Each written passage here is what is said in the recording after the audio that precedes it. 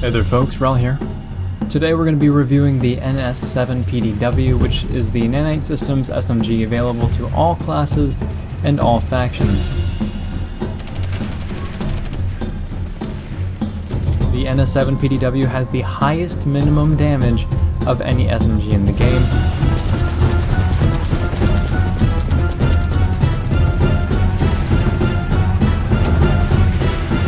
The rate of fire is 750 rounds per minute, which is the main reason why people do not like it. It's an extremely low rate of fire for an SMG, in addition to it only dealing 125 damage.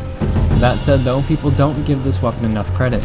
You'll notice that the damage per bullet of the NS7 PDW is going to start matching other weapons the further away your target is.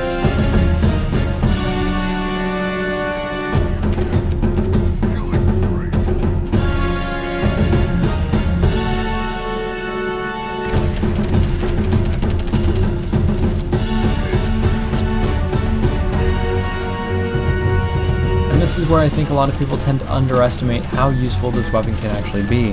When you're fighting over extreme ranges, you don't hold down the trigger, so your rate of fire isn't exactly the most important statistic, but the damage per bullet is.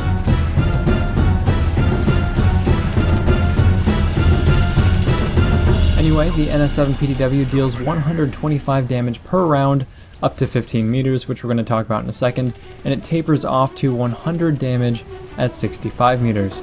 This puts it at an 8 to 10 shot kill range. This is the strength of the weapon, as it's a very versatile companion for most ranges where you'd want to use an SMG, and even some where you wouldn't.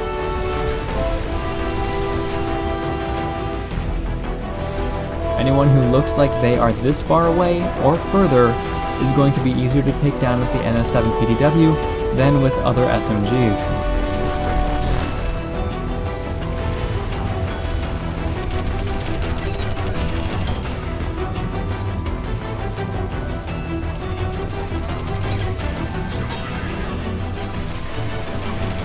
So do keep in mind though that regardless of what barrel attachment you do or do not use, the NS7 PDW is going to fire white tracers and always have a unique sound.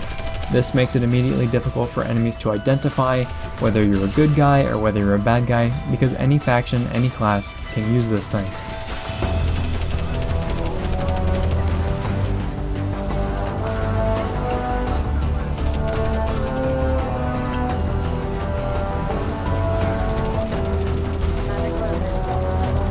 As you can probably tell, the NS7 PDW is geared toward combat at range, or at least outside the SMG's normal range, which tends to be up close and in your face. Now the quote-unquote smarter choice would probably be to go for extended mags, as you're going to bump the 30-round magazine up to 40 rounds.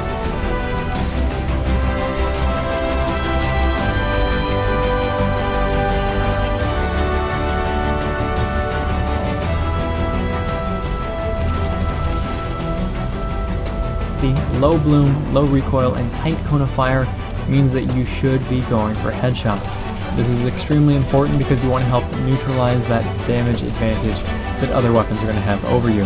Because remember that even if you're fighting at 20 meters, that only helps neutralize the advantage of other close quarters weapons. But more powerful weapons suited for medium range combat are still a huge threat. So play smart and aim well. Soft point ammo, like I mentioned earlier, should always be equipped, especially on a weapon like this where the damage taper is so slow due to the minimum damage being so high. The first and most obvious thing to do is to fight at the right range. So within 20 meters you're vulnerable to other SMGs, shotguns, and close quarters carbines, unless you have a latency advantage or otherwise get the jump on an enemy player. But at 20 meters and beyond, you're going to start to trump other weapons in that category, and thanks to the accuracy of this weapon, fighting at this range and beyond is completely viable. Capitalize on confusion. Now remember that the NS7 PDW makes a unique sound and it fires uniquely colored tracers. And this is going to either make enemies specifically look at you or ignore you. Either way, they're going to be distracted for a moment, which is something that offers an advantage or a disadvantage depending on how smartly you're moving through the battlefield.